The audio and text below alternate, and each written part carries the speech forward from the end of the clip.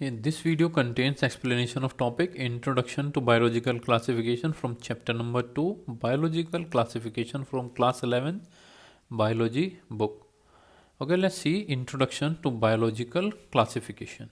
So, biological classification is the scientific method of arrangement of organisms on the basis of resemblance and differences into the hierarchy of categories.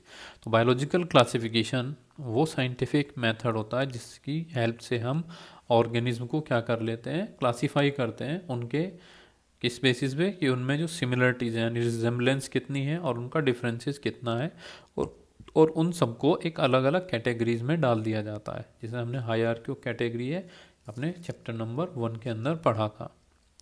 तो उसी को classify करने के लिए अलग अलग टाइम पे अलग अलग जो हमारे साइंटिस्ट आए हैं, they have given different types of classification. So first type of classification that we will discuss here is two kingdom classification. So the two kingdom classification was given by Carolus Linnaeus and classified all the living organisms into two large systems. According to the two kingdom classification, all the living organisms are classified into two large systems. One is kingdom Plantae and another one is kingdom Animalia. So kingdom Plantae consists of chlorophyll containing green plants, for example mosses, fungi, molds, lichens, bacteria, many cellulosic and colored unicellular organisms and multicellular seaweeds. All these were classified in kingdom Plantae by Carolus Linnaeus, and in kingdom Animalia, for example, all the unicellular protozoa and multicellular organisms were classified in kingdom Animalia. So, but still it has some flaws. So objection was there: the place and distinctiveness of a bacteria, cyanobacteria and higher fungi are not clear. यानी जो place और जो differences थे bacteria, cyanobacteria या जो दूसरी fungi थी higher, उनको क्लियर नहीं कर पाया था, तो इसमें बहुत सारी और भी कमी थी, तो इस तरह से ये रिजेक्ट हो चुका था जो टू किंगडम क्लासिफिकेशन आया.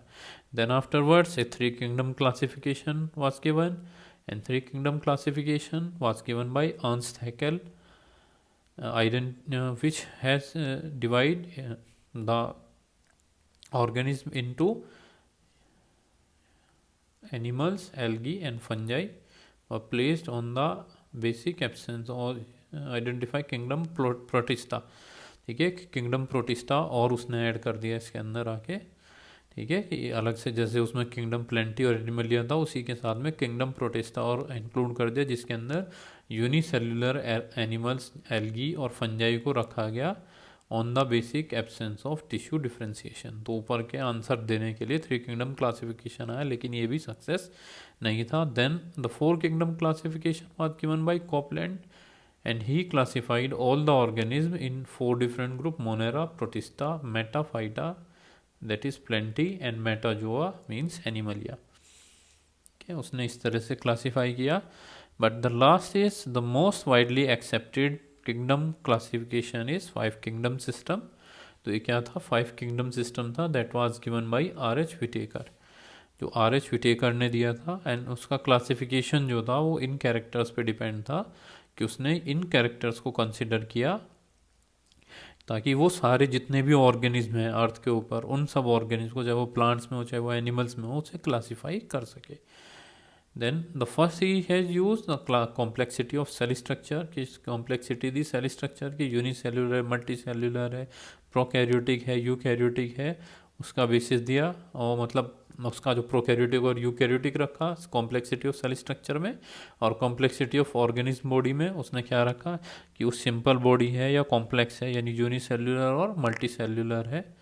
मोड ऑफ ऑब्टेनिंग न्यूट्रिशन, कि किस मोड से वो न्यूट्रिशन ले रहा है, ये सब भी उसने कंसिडर किया और उसी के बेसिस पे क्लासीफाई किया. Autotrophic and heterotrophic mode of nutrition का बेसिस लिया, कि कितने जो ऑटोट्रोप थे उन्हें ऑटोट्रोपिक दिया, उनको जो हेटरोट्रोप थे यानी जो ऑटोट्रोप पे डिपेंड करते हैं अपने फूड के लिए, उन्हें हेटरोट्रोपिक ग्रुप में क्लासीफाई किया.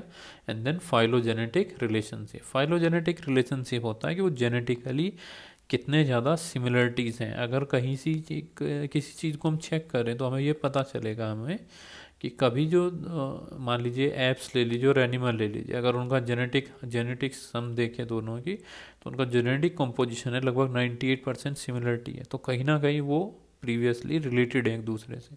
उसी को हम फाइलोजेनेटिक रिलेशनशिप कहते हैं कि किसके पूर्वज सेम है या नहीं है। So he classified all the animals in 5 different kingdoms: Monera, Protista, fungi, plantae and Animalia. So in the coming classes you will study about all these kingdoms here. This is just an introduction to the biological classification.